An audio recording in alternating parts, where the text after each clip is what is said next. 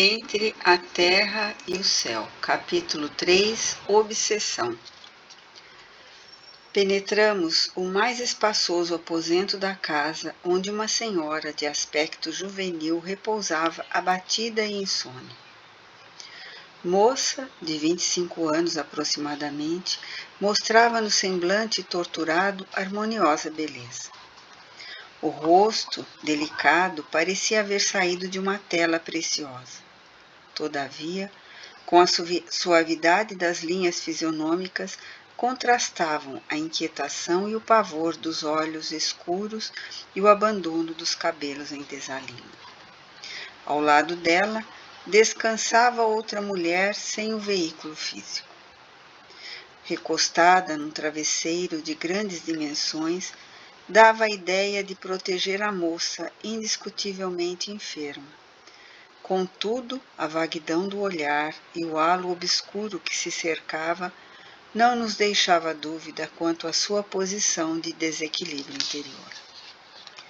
Conservava a destra sobre a medula alongada da senhora vencida e doente, como se quisesse controlar-lhe as impressões nervosas, e fios cinzentos que lhe fluíam da cabeça à maneira de tentáculos de um polvo envolviam-lhe o centro coronário, obliterando-lhe os núcleos de força. Indiferentes ambas à nossa presença, foi possível observá-las atentamente, identificando-se-lhes a posição de verdugo e de vítima. Arrancando-nos da indagação silenciosa em que nos demorávamos, Clarencio explicou.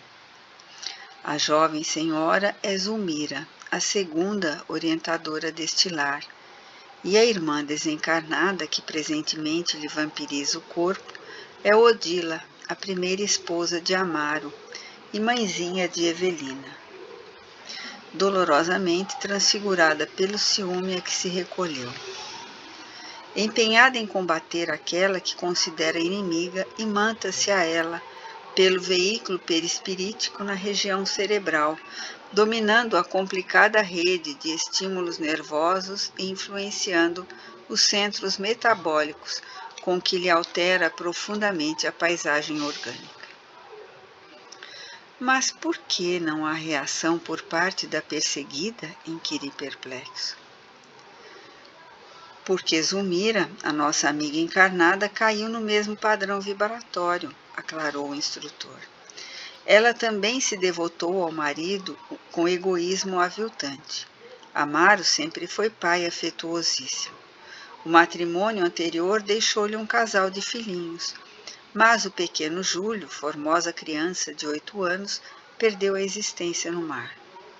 A segunda mulher nunca suportou sem mágoa o carinho do genitor para com os órfãos de mãe. Revoltava-se, choramingava e doía-se constantemente diante das menores manifestações de ternura paternal, entrelaçando-se por isso mesmo com as desvairadas energias da irresignada companheira de Amaro, arrebatada pela morte.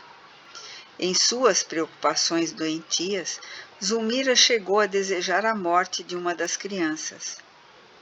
Pretendia possuir o coração do homem amado com absoluto exclusivismo.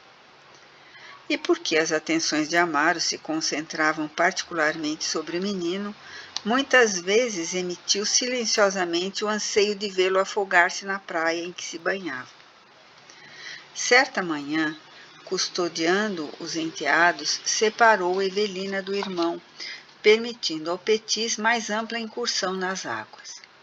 O objetivo foi atingido. Uma onda rápida surpreendeu o miúdo banhista, arrojando-o ao fundo. Incapaz de reequilibrar-se, Júlio voltou cadaverizado à superfície. O sofrimento familiar foi enorme. O ferroviário sentiu-se psiquicamente distanciado da segunda esposa, classificando-a como relaxada e cruel com os filhinhos.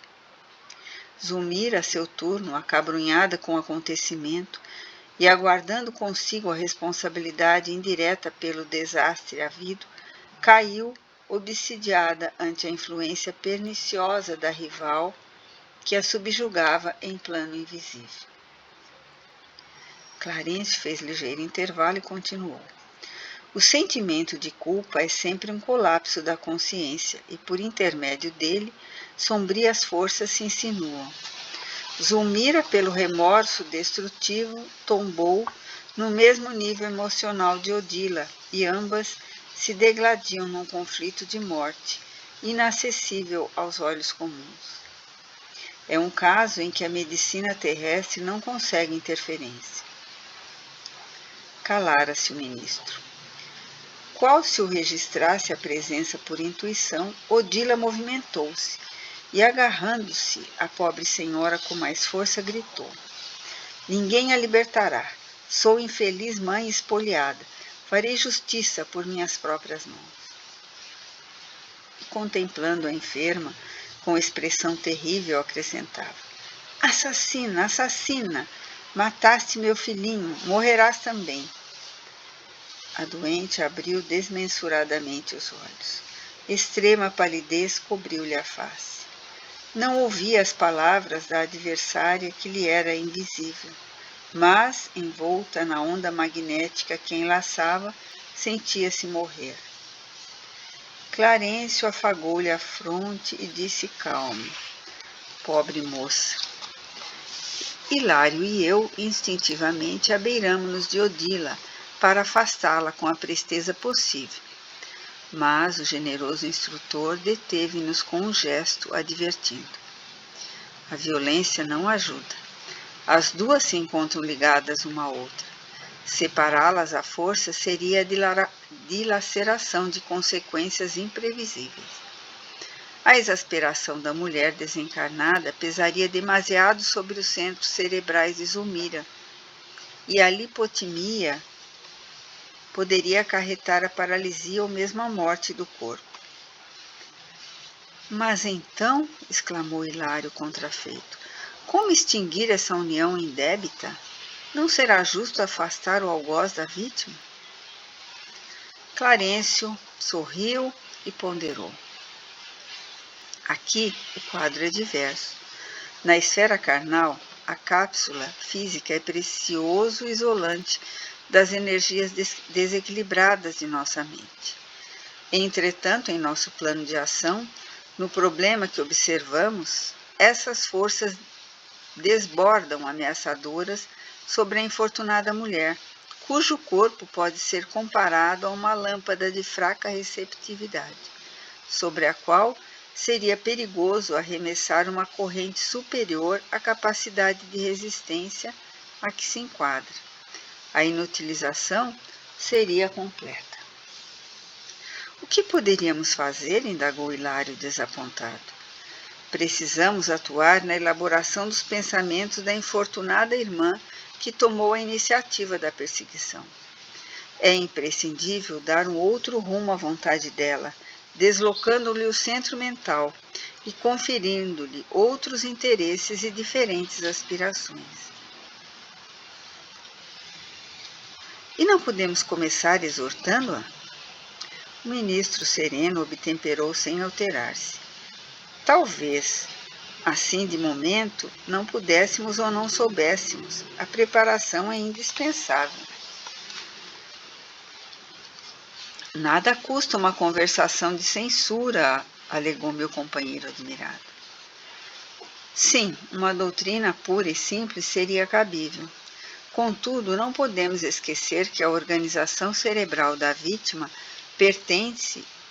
permanece excessivamente martelada. Nossa intervenção no campo espiritual de Odila deve ser envolvente e segura para evitar choques e contra-choques, que repercutiriam desastrosamente sobre a outra. Nem doçura prejudicial, nem energia contundente. O instrutor dirigiu piedoso olhar às duas mulheres e prosseguiu. A questão nessa casa surge realmente melindrosa. É necessário buscar alguém que já tenha amealhado na alma bastante amor e bastante entendimento para conversar com o poder criador da renovação. Refletiu alguns instantes e aduziu. Contamos em nossas relações com a irmã Clara. Rogaremos o concurso dela. Modificará Odila com seu verbo coroado de luz, inclinando-a ao serviço da conversão própria. Por agora, de nossa parte, somente nos é possível a dispensão de algum alívio e nada mais.